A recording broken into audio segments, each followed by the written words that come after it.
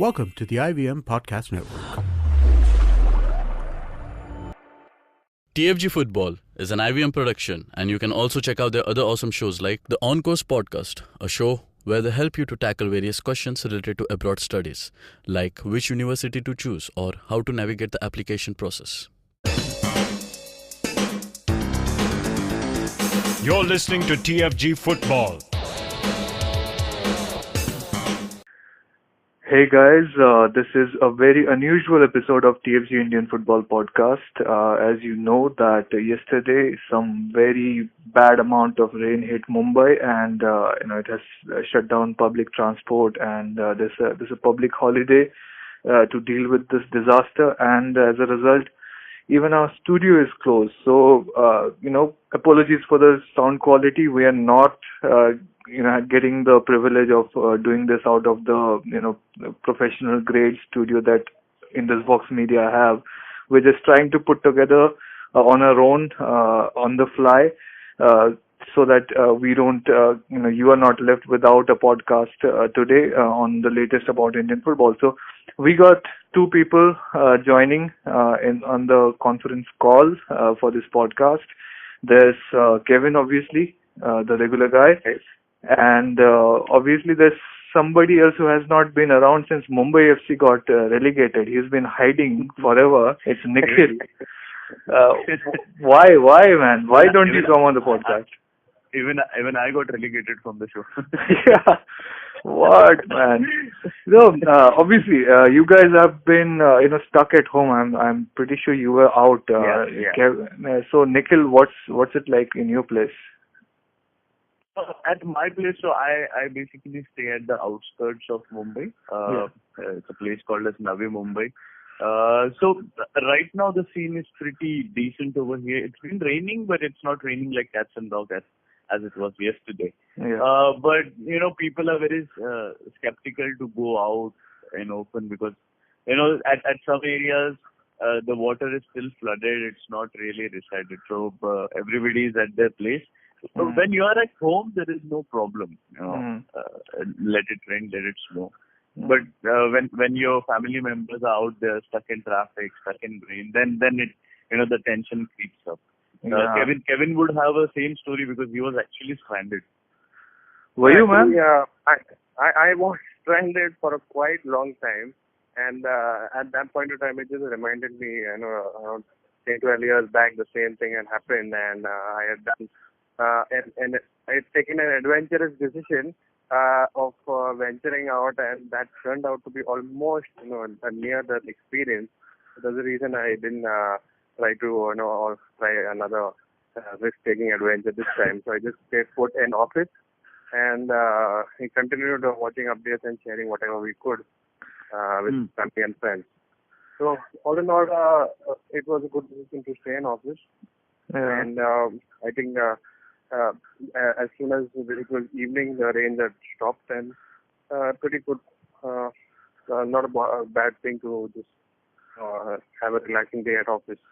And you know how I got to know that the situation was getting bad? I was right after we recorded yesterday's podcast. I turned on Facebook and they were streaming that FIFA Women's League match. Bodyline Sports Club was playing. So I was watching the game. And it was like first half day, Cooperage mein match ho raha tha, and I saw there's some water on the pitch and it's raining. So then I went out for 20-25 minutes, and I turned on the stream again in the second half, and suddenly there's too much water on the pitch. It's looking like Kantirava during that, April 25th game.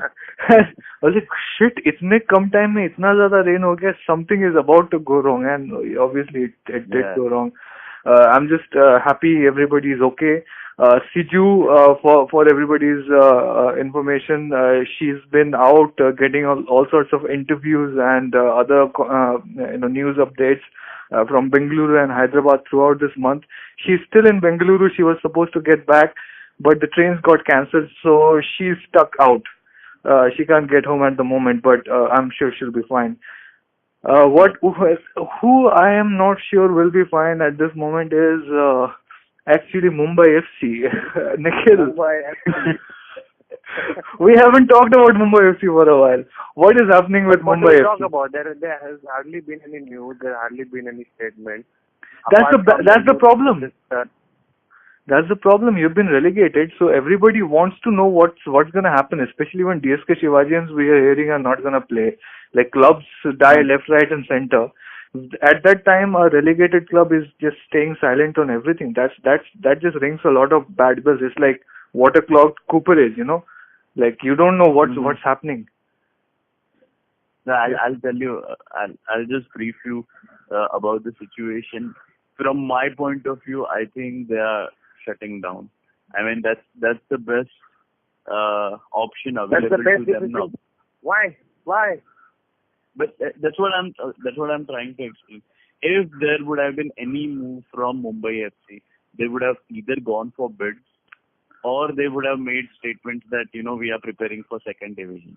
Now, since there is no information that is coming out of Mumbai FC, and I have got to know that few of the people that I know from Mumbai FC, from the club side, not from the player side, but from the club side, have been resigning. They have been moving out of Mumbai FC because the future is uncertain, which clearly shows that even people who are working for the club are not very sure about what's going to happen.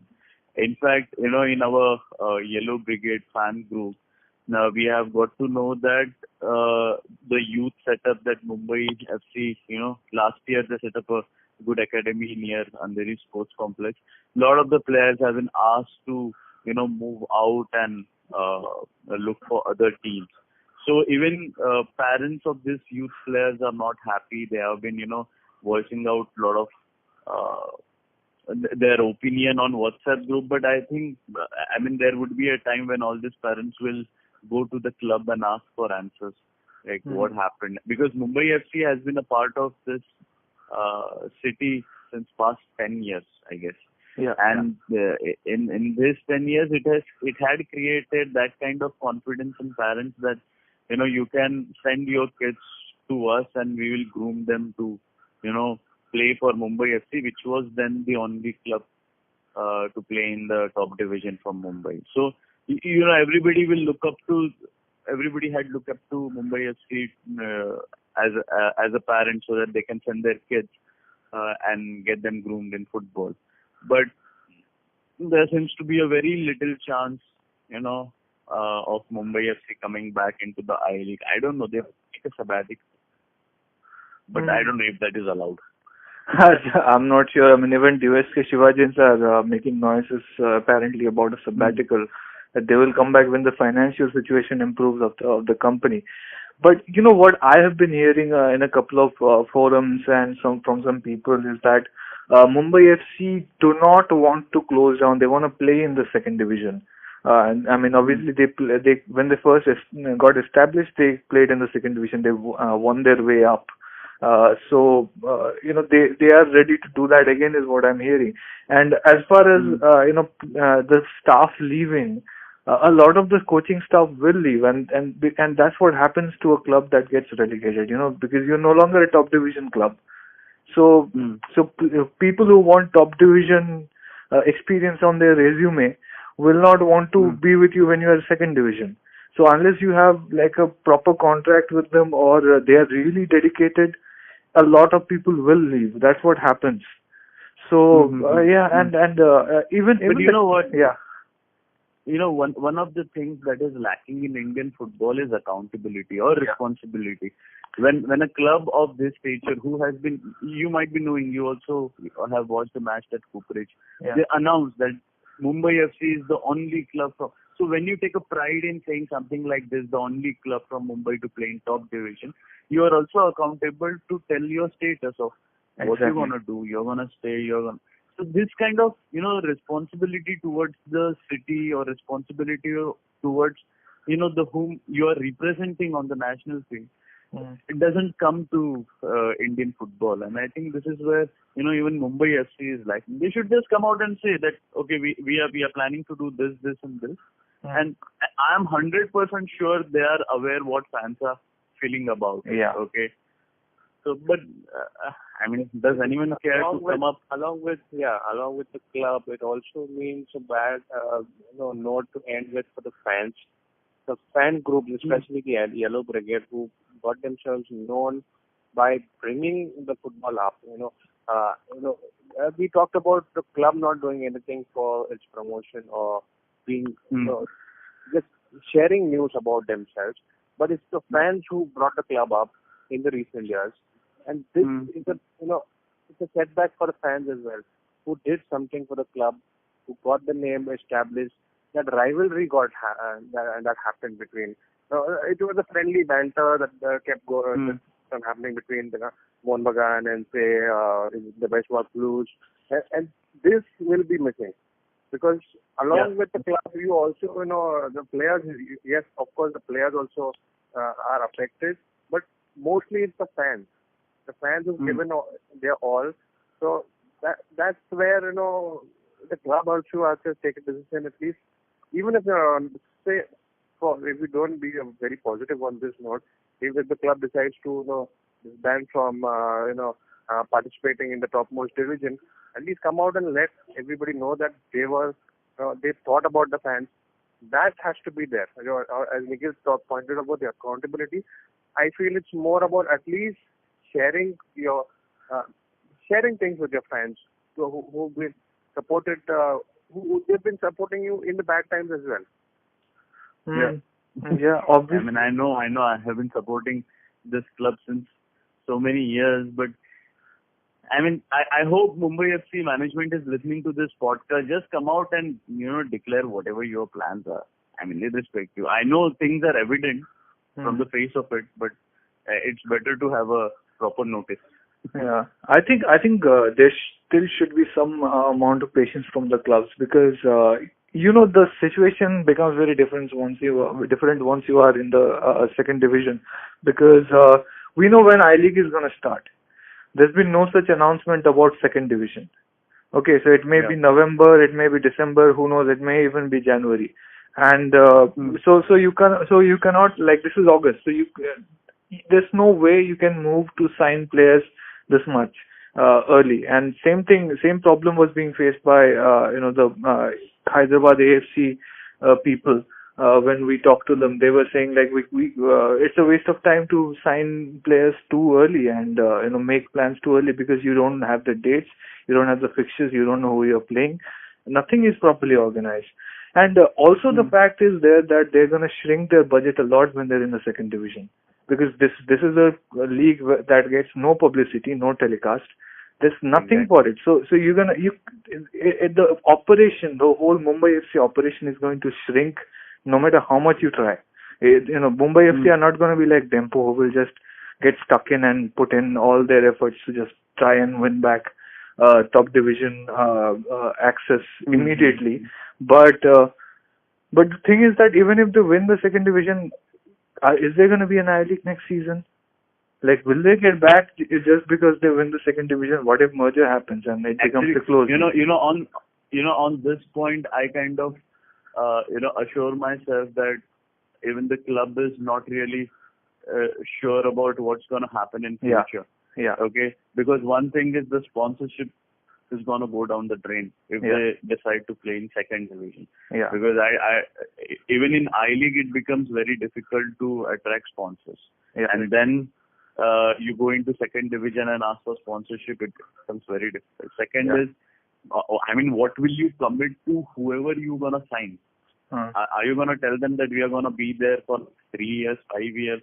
I don't know if, the top heads of I-League, even they are sure about what's going to happen in next 3 years and 5 years. So you can't even, completely blame the club of the what. But, what boggles my mind is Mumbai FC has been in the limelight for like last 10 years in Mumbai. I mean, they could have done wonders. No, but they were not even playing in Mumbai for a few years in the middle because Cooperage was I understand. stuck. Yeah, I understand. But, the kind of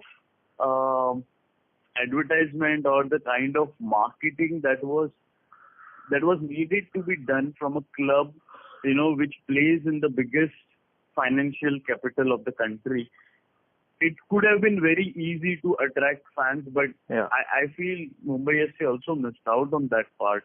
That it did not do that much of marketing to gather crowd into the stadium. When it was finally looking up, then last season happened, and that's football. And then we had the curse of Santosh Kashyap. Yeah, obviously. Yeah. But there's dark clouds over Mumbai. There's dark clouds over Mumbai FC and its future. And I'm pretty sure this is going to continue to be this way for a while. I don't see any chance of them coming back to the I-League at this point through corporate bids, because they're not saying anything about making a bid. And today is 30th August. The bid deadline is 1st September. So they got 2 days to change their mind and try to get back in, which may not actually happen. I mean, I don't see too much hope of that happening at this moment. So let's see how that works out. And talking about responsibilities and accountabilities, there's been that story developing around that former ATK Junior goalkeeper Rahul Das, who got injured playing for ATK Junior in a match, and then got mistreated at a government hospital for months, and something went wrong with his operation, and his leg got gangrene, and now he can't walk properly without crutches.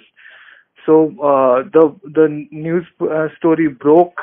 We later followed up on the fangarage.com. We spoke to the player. We spoke to the CEO of ATK about what was happening.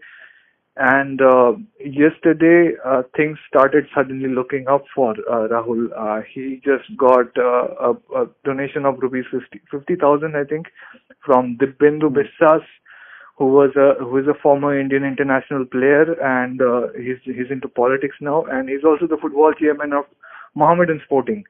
So it's kind of a ironic situation that there is a big question mark over maybe ATK officials did not communicate to the player properly that he could get a medical assistance from the club itself. And as a result, he ended up at a Sarkari hospital getting mistreated for almost a year. And before they came in and helped, it was Mohammedan Sporting, a club that almost shut down a couple of years ago and plays in the second division. They are extending help towards this kid. And let's not forget, ATK apparently have come out and committed after they spoke to us. They said they would look into this matter and try to help him out. They have come out and committed that they will help him, but we'll have to see how that pans out. So some good things happening, somebody is stepping up and helping this kid and taking accountability. So that's a good news. I was reading the story. I was reading the story of Rahul Das, and I just thought to myself that it might be so difficult for him, where he must have dreamt to play for Indian, national team at certain level, and such kind of mishap that has happened. It's good that at least now the clubs are deciding to make this treatment go possible. I just hope he comes out of this whichever way. I don't know if he'll be able to play as he used to, but whichever ways, if he can, sustain himself through his life, that would be great. Our hope. I think, in a way, what we can really understand is the club responsibility. Does not end after the season is over. Now, this has been the problem with ISL because it was a short tournament, and the player contracts were also made in that regard. So now, this is a case of a junior player. Not really a player that we've seen playing, on TV or being talked about.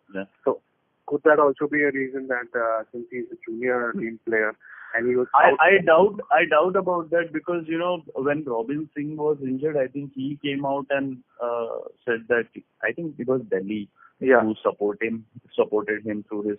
Even Dhanpal Ganesh kind of credited Chennai, I guess, when he was injured that day. But it really matters what you. I mean, it's easy to support those who are already at the top. Yeah. But at this level of under 13, under 15, how do you take care of that? No, the thing is, the problem is that there is a question whether the junior players were all made to fill out insurance forms and everything. As the ATK CEO pointed out to us when he spoke to TFG, he said we take out medical insurance for every player, every kid at every level. There is a question why there was nothing initially helped from the franchisee, and the player claims he was never told that he could get help from the franchisee. So, there is either a miscommunication or a paperwork mistake or something that went horribly wrong for this kid. Yeah. So it's not fair to completely say like the entire franchisee acted out irresponsibly, but somebody in the ranks may have been irresponsible. But we'll have to wait for that full story to come out now. And I think.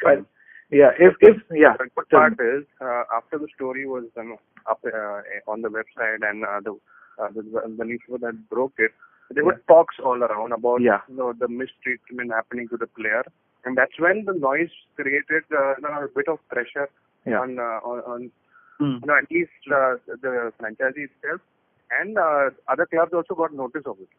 So that was one thing we could see. The media comes in to help in such cases. Yeah, it's the best possible outcome for him if he gets some financial help and maybe even reparations for what happened. We'll have to see how that happens. But so the dark clouds are parting from the head of Rahul Das after he has had literally the a nightmare of a year. And also the dark clouds are parting for everyone's information from Macau. Okay, the videos that are coming out from Macau today, it's sun shining out there. There is no more storm. So everybody who's spreading false rumors online saying Macau versus India is cancelled, stop it. Stop freaking people out. Okay? So obviously, let's move into the signing updates that we have today. It's Bengaluru FC once again. They have done it. They got a Venezuelan striker, international experienced striker called Nicolas Miku Ladislao. Sorry if I mispronounced. Fedor Flores. So his nickname is Miku, right? So do you think Miku? Yeah. They should also go and get somebody called Tiku, and make it a striking duo, right? Tiku, what is that? Very bad, Nishu is also there. I think it actually works. Just put nicknames on the jerseys and just have 2-syllable names. I think all players should be mandatory to have 2-syllable names. That goes well with your brand. What do you think of this signing, Kevin? It just struck my mind. I think I should talk about it before we go ahead. So we talk about Bikramjit Singh Junior and Bikramjit Singh Senior. Yeah. So was that Biku also the No, it was Billu. His nickname is Billu. Bikramjit Singh Junior. Billu. Oh. Yeah. Billu and Biku. Yeah. now we're stretching. Okay, move on. Yeah. So what do you think about this signing, Kevin? I think they've reached places where they don't just see players' talent, they also see how the player will fit into the team. Because we've seen Dimas's role in the game against April 25. Yeah. He was used more of trying to unsettle the opposition team, and that's when you understand that this team is not looking for big names. So we've seen Bengaluru FC do that earlier as well. When we've seen the signing of Jugovic, he was not a striker who will just get in that ball and just finish it. He was somebody who would play a role of somebody who's sneaking in behind a large defender, and that's the kind of signing what Bengaluru have done this season. But they've done smart signings. They don't want to go for really big names. They don't want to copy the other ISL teams who are just running behind the big names and the big money to be getting the fans looking at them. This is a team that really wants to show everybody the performance on field. By that I feel it's a great signing, and he really fits into the team because the defense of the Bengaluru FC side is really already compact. We don't need somebody who's coming in and adding more flavor to an already stable defense. It's only the midfield and the striking part where you require somebody to play different roles rather than just barging into the defenders. And we've seen how they are how Roca can use strategy against teams which are very, very stronger than them. So this signing is just one of the strategic signings for Bengaluru. Yeah, and it's a bit of a departure from their AFC Cup strategy, which is to use Indian strikers up front. Obviously, this is a signing for the ISL, so it's you're gonna need some striking assistance with Sunil Chhetri up front. So in that way, it's a very fitting signing. Of course, there's been a flurry of activities among the I-League clubs also for signing, because obviously we are getting closer to the action, and some of the clubs are already active in the local leagues. We have Shillong Lajong FC did something they have never done before. They announced 6 foreigner signings in one day. What's that? Huh? It's not even the entire 24 hours. It's just 6 foreigners announced back to back and are after the other. That's the kind of strategy that they apply. Because they wanted to just finish it off. Okay, we've already finished the top signing all for 6 foreigners. Yeah. And it also it tells you about something about the club. That the topmost scorer of last year in the I-League, Stepanda Bita. Yeah. So being in the team, he moved away. They've already got a replacement for him. They've already got somebody who can replace Kirovaki. Yeah. And this is a team that, they have their heads in place. This is what it tells me about this team, that they are not bothered about the best player and the best holding midfielder, one of the best in that setup, being not with the team anymore. And they've already got players who can, just work around the youth setup, and that's their strategy, because the youth is what they have been thriving on, and it's going to be a long-term vision for them. No longer which league they play, which season it is, that's going to continue.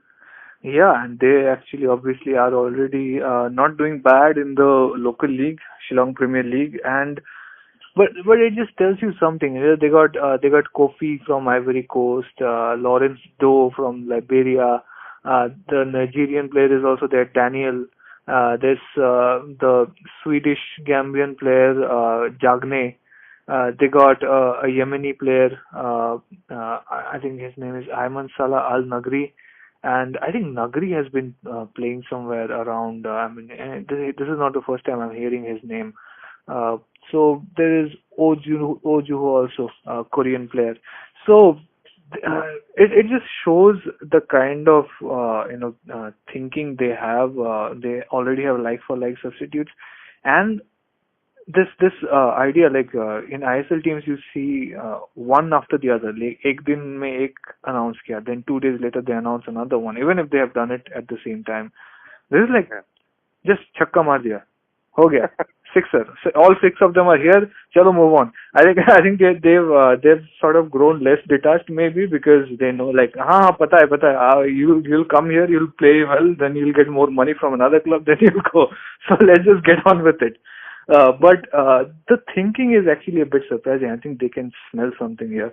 There's Bengaluru FC, and East Bengal and Mohun Bagan also lost some of the big players to ISL. I think Shillong Lajong smell an opportunity. I think they will be a title challenger this time. If not challenging for the title, as they have been, they've always portrayed their youth always first. Yeah. This is the trend that's not going to fall any sooner. Yeah. And if you just look at the signings that they made, they've got 3 African players. Yeah. There's one who's an African and another from team. But South Korean is there. Yeah. Yemeni, an Asian or Gulf country from someone there. This is a mix. Again, they've not gone for somebody, like star names. So they've got, their plan is set. I remember the last time when the meeting of the AF and other clubs were there about the discussion on the number of foreigners in the squad. Shillong Lajong was the first one who said, no, we don't want to have right now, but we want to increase. But then there was a conflict of interest there because their CEO is also part of the AIF. Yeah. So they took a step back there. And Their chairman is an AIFF vice president, Lajong. Yeah. So they didn't really put a stop over there. We didn't raise any concerns about increasing the number of foreigners. Yeah. Because they knew everything that the AIFF is going ahead. They've got a plan for that. Mm. This is a club with a vision, and this is what thrives. This is what takes clubs forward. Yeah. So we talked about Mumbai FC having not a very bright vision, not a very broader vision. Yeah. This is what we need to learn from. So having the trust placed on the youth, and then you mix around whatever you want to do. Yeah, obviously we know, Kevin, you're a Shillong Lajong fan. We know. even without Thangboy Singto sir over there, your loyalty is still undying. So that is admirable. So we spoke to Lajong Soyan last year at some point and on TFG podcast, and he revealed that they were going to build a huge residential academy, probably the largest in Northeast India. It's going to be built in Shillong. So their vision is there. I think they just want to just wait out this period where everybody's bitching about franchisee fees and one city, one club rules and no promotion relegation. They want to wait it out, invest in youth, slowly strengthen their team, and then come in finally when they get the chance, when the league is open and you have Aizawl as the undisputed top division. So really good thinking and application of such professional thinking from Shillong Lajong. It's really admirable. Aizawl FC, defending champions. They have finally found their Al-Amna replacement. It's a Romanian player, attacking midfielder, Andrei Ionescu, I think, if I'm pronouncing it correctly. That's also a good, slow approach that they're taking. This is obviously a signing made just before their Mizoram Premier League campaign starts. I think tomorrow they have a match. So everything is sort of ticking along nicely for them, huh? Yeah, it is. We talked about having the place, the best place to the youth. Yeah. But Aizawl FC are not that kind of a team. They do get in smart signings. We've seen how Bayi was used in the team. Yeah. Being a young striker, having all that energy in him, he was that kind of a player which every coach would love to have in his team. Mm-hmm. And this signing that Aizawl has just finished completed is what we're talking about. Having somebody like Amna. We've seen how crucial he was with the defensive abilities of his, and he was not the fastest on the field.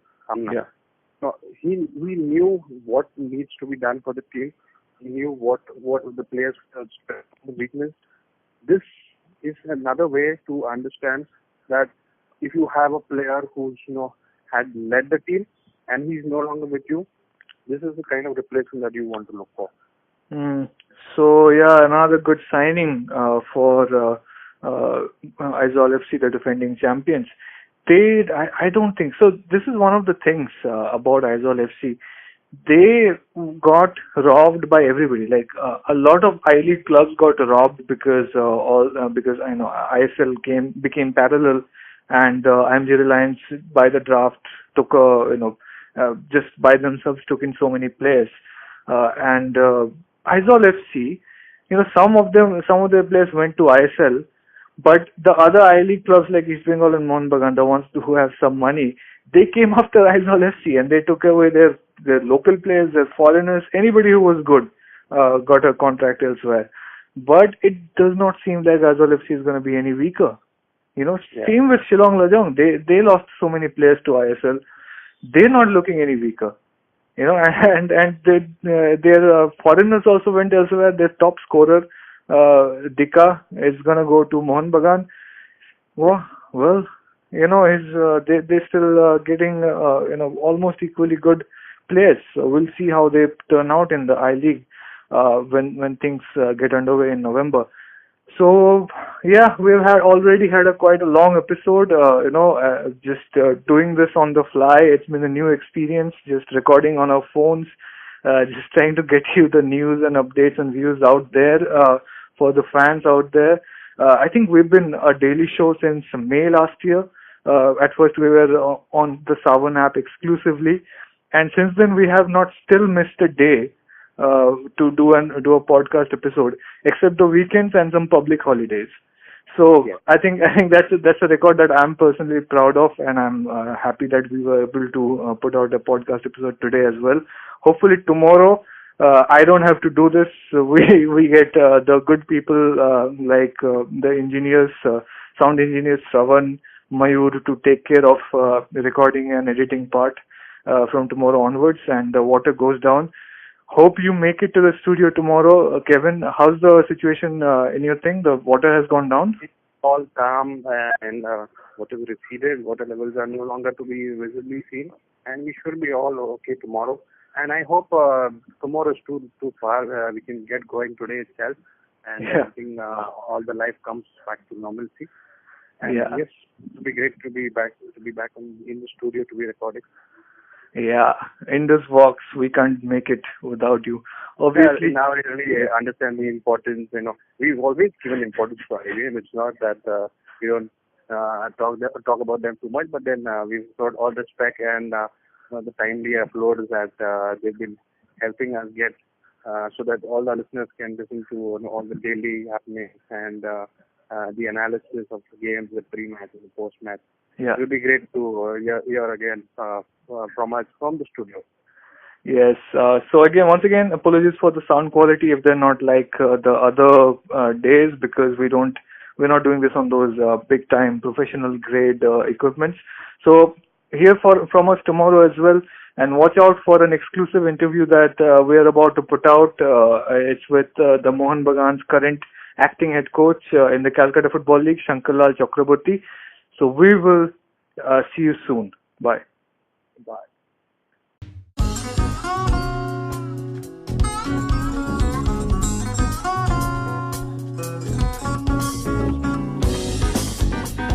That was Tantrik Steve from Hansraj College, Delhi, performing at IIT Bombay's Mood Indigo. Just like them, there's a lot of new talent and art coming out of colleges all across India, but unfortunately most of this goes completely unnoticed or ignored.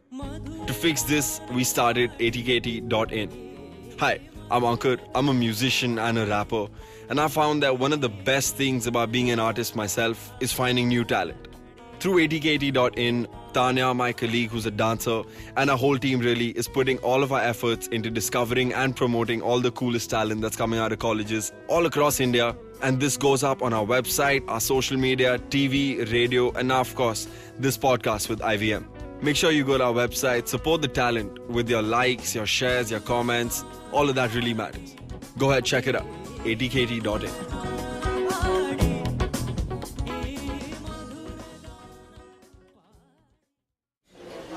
Excuse me भैया, excuse me. बोलिए madam. Menu में क्या है? Menu में scene unseen है, podcast है, on course है, Cyrus है, made in India, rediscovery project, empowering series, sex wax है, IVM लाइक्स है, सिंप्लीफाइड है, कीपिंग इट क्वियर है, टिंग्स एंड डेस्टिनेशंस है, माय नेबर सकरबर्ग है और द फैन गराज है। आपको क्या चाहिए?